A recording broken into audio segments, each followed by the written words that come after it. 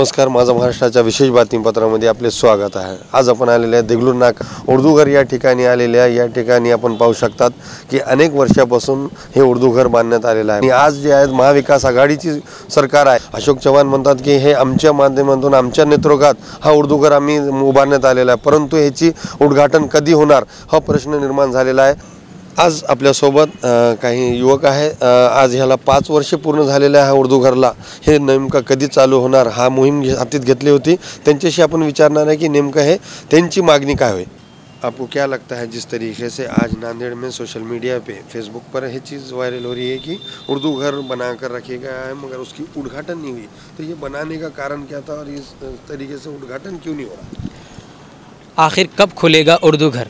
इस मुहिम को हमने तमाम ही नौजवानों को लेकर चालू किया। सोशल मीडिया पर आपने देखा होगा और हमने इस मुहिम को इसलिए चालू किया कि इस उर्दू घर की इमारत को तामीर होकर तकरीबन 5 साल हो चुके हैं और जो सरकार के अंदर ये उर्दू घर तामीर हुआ था उनका मानना ये था कि हमारी सरकार अभी नहीं है, हम इसका उद्घाटन हमारी सरकार आने के बाद करेंगे। अभी भाजपा की सरकार महाराष्ट्र के अंदर है, लेकिन अभी आपको मालूम है कि महाविकास आघाड़ी के नाम पर ये सरकार महाराष्ट्र में मौजूद है और खुद नांदेड़ के अंदर ये उर्दू घर तामीर हुआ है और यहाँ पर पालक मंत्री होने के बावजूद ये नांदेड़ का उर्दू घर चालू नहीं होता है। क्या वजह बनती है कि ये उर्दू घर को चालू नहीं किया जाता और कोविड का बहाना लगाया जाता है और यहाँ तक कि हमारे पालक मंत्री ने उर्दू के अंदर ट्वीट कर ये अवाम को मैसेज पहुँचाया था कि ये उर्दू घर जल्द से जल्द चालू किया जाएगा, लेकिन इस उर्दू घर को कोई देखने वाला नहीं है और ये उर्दू घर चालू करने की बात कोई करने वाला नहीं है। इसीलिए हम नौजवान नांदेड़ ने यह तय किया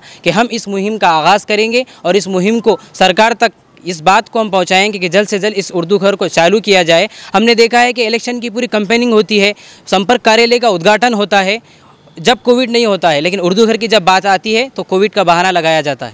जी, यहाँ पर जो है मुस्लिम बहुसंख्या का एरिया है माने जाता है और ये मुस्लिम बहुसंख्या के एरिया में ये एक बहुत बड़ी इमारत बनी गई थी। इससे फ़ायदा क्या हो सकता था अगर से चालू होता? अगर ये उर्दू घर चालू होता है तो सबसे पहले जो उर्दू ज़ुबान हमारे इस मुल्क की एक बेहतरीन ज़ुबान मानी जाती है, तो उर्दू की इस उर्दू घर की ओपनिंग के बाद अगर ये उर्दू घर चालू होता है तो यहाँ पर उर्दू की बक़ा होगी और एक उर्दू को असल दर्जा जो होना चाहिए वो हमारे इस शहर से पूरे महाराष्ट्र और पूरे भारत के अंदर मिलेगा। इसलिए हम मांग कर रहे हैं कि उर्दू घर को जल्द से जल्द चालू किया जाए। यहाँ पर कुछ सियासती लोग भी हैं जिसके चलते इन लोगों ने कभी मुस्लिम एरियो में कोई अच्छी चीज़ तो लाई नहीं थी, मगर एक पहली बार उर्दू घर बनेगा वो भी खाली 5 साल से रखा हुआ है। इसके बारे में क्या?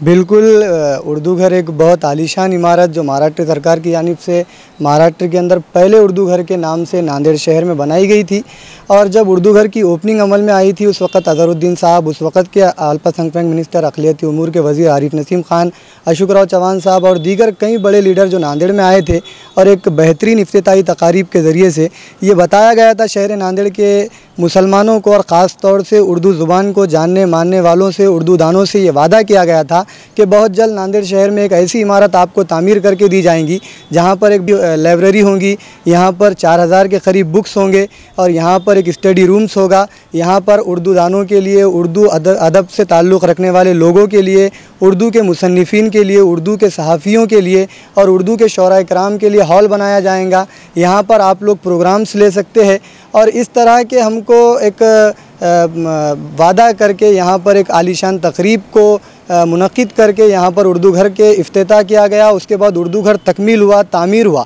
उर्दू घर की तामीर होने के बाद भी मैं समझता हूँ 2 से 3 मरतबा इसके मरम्मत के लिए, इसकी रिपेयरिंग के लिए यहाँ पर बजट आया और 2 से 3 मरतबा बजट आया। अभी हालिया जो आखिरी इसका रिपेयरिंग का बजट आया ये 2 महीने पहले आया और हर बार उर्दू घर की बजट को जो रिपेयरिंग का बजट आता है तो ये कहा जाता है कि ये रिपेयरिंग चालू है, इसके बाद इसका काम चालू कर दिया जाएगा और उर्दू घर की ओपनिंग कर दी जाएंगी। लेकिन ये सिर्फ़ और सिर्फ एक सियासी एतबार से हमें वादा नज़र आता है, इसके अलावा कुछ नज़र नहीं आता। हमारी उम्मीद तो उस वक़्त बढ़ गई थी जिस वक़्त 10 फरवरी को अशोक चव्हाण जो नांदेड़ के पालक मंत्री है उन्होंने कहा, उर्दू के अंदर ट्वीट करके उनके ट्विटर अकाउंट से ये कहा कि उर्दू घर के सिलसिले में आज मेरी अक़लियती उमूर के वज़ीर नवाब मलिक से मुलाकात हुई है और हम बहुत जल्द उर्दू घर के इफ्तिताह के बारे में सोच रहे हैं।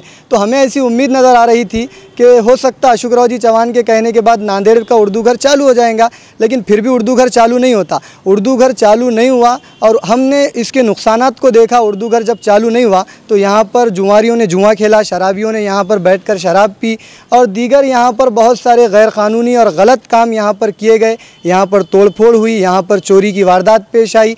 इस तरह के कई हादसात उर्दू घर में पेश आए। यहाँ के कॉरपोरेटर्स ने आकर यहाँ पे दौरा किया, अशोक राव जी चौहान ने यहाँ पर आकर दौरा किया, सियासी लीडरों ने आकर यहाँ पर दौरे किए और हर बार मुसलमानों से ये कहा गया कि आप चालू कर दिया जाएगा। हमने सोचा एमएलए के इलेक्शन है, शायद इलेक्शन के वक्त ही चालू कर दिया जाए, लेकिन वो भी नहीं हुआ। एमपी के इलेक्शन के वक्त भी नहीं हुआ। अब हो सकता है ये किस इलेक्शन की भी नहीं पता है कि किस इलेक्शन की तैयारी में और किस इलेक्शन के वक्त चालू करना चाहते हैं, लेकिन हमारा नौजवानों ने नांदेड़ की जानिब से एक मूवमेंट जो चलाया जा रहा है, पहले हमने सोशल मीडिया के माध्यम से 3 दिन का जो ट्रेंड फेसबुक और व्हाट्सएप पर चलाया था। सबसे पहले हमारा ट्रेंड था उर्दू की बका, उसके बाद सेव उर्दू घर और उसके बाद तीसरे दिन हमने चालू किया था आखिर कब खुलेगा नांदेड़ का उर्दू घर। तो हमारा नौजवानों ने नांदेड़ की जानिब से यही मुतालबा है और यही हम दरख्वास्त कर रहे हैं महाराष्ट्र की सरकार से भी, नांदेड़ के पालक मंत्री अशोक राव जी चौहान से भी, अक़लियती उमूर के वज़ीर नवाब मलिक से भी और तमाम ही जो इससे रिलेटेड मुद्दे को लेकर जो जिम्मेदारियों पर फाइज है उन तमाम से हमारा मुतालबा है कि उर्दू घर को जल्द अज जल्द चालू किया जाए। उर्दू की बका के लिए सोचिए, उर्दू घर की हिफाजत के इंतजाम कीजिए। अगर ऐसा नहीं होता है तो हमने नौजवानों ने नांदेड़ की जानिब से साफ़ तौर पर कहा है, हम पहले तो इसके जो लीगल प्रोसेस होंगे वो तमाम प्रोसेस को पूरा करेंगे, उसके बाद जमहूरी अंदाज में हम सड़कों पर उतर कर उर्दू घर के लिए आंदोलन करेंगे और बहुत सारे उर्दू पत्रकारों को, उर्दू से ताल्लुक़ रखने वाले लोगों को साथ लेकर हम इंशाअल्लाह ताला जमहूरी अंदाज में उर्दू घर की ओपनिंग नांदेड़ की अवाम को लेकर कर देंगे। हे होते आपल्यासोबत युवक आहे, सोशल वर्कर आहेत. तिने मोहीम होती की उर्दू घर कधी उघडणार, हां त्याचं उद्घाटन कधी होणार, अशा पद्धतीने आज हे उर्दू घर आहे. करोडो रुपये इथे लावण्यात आलेले आहेत. परंतु देगलूर नाक्यावर असं वाटते की लोकप्रतिनिधींनाच मुस्लिम समाजाचा विकास नको, शिक्षण कमी असतो मुस्लिम समाजामध्ये, परंतु हा एक मोठा महाराष्ट्र मराठवाड्यामध्ये उर्दू घर पहिल्यांदाच झालेला होता, परंतु ह्याची उद्घाटन झालं नाही. असं वाटते की येणारा महानगरपालिका निवडणुकाच्या हा पार्श्वभूमीवर हे चालू करणार की काय. ज्या ठिकाणी माजी महापौर, उपमहापौर असे हा लोकप्रतिनिधी असतो, या ठिकाणी त्यांचे दुर्लक्ष कसे आहे हे दिसत नाही. कॅमेरामॅन बशीर लाला सोबत मी शेख याया, माझा महाराष्ट्र, नांदेड. आता आपल्या दुचाकीला सजवा फॅन्सी स्पेअर पार्ट. नवनवीन डिझाईनचे fancy LED, fancy meter, handle weight light, indicator, foot rest, handle weight meter, fancy lever, LED पट्टी, 2 व्हीलर रिमोट किट उपलब्ध. नवनवीन आकर्षक डिझाईनचे फॅन्सी पार्ट मिळण्याचे एकमेव ठिकाण. एक वेळ अवश्य भेट द्या. Top automobile, Hingoli gate, Nanded.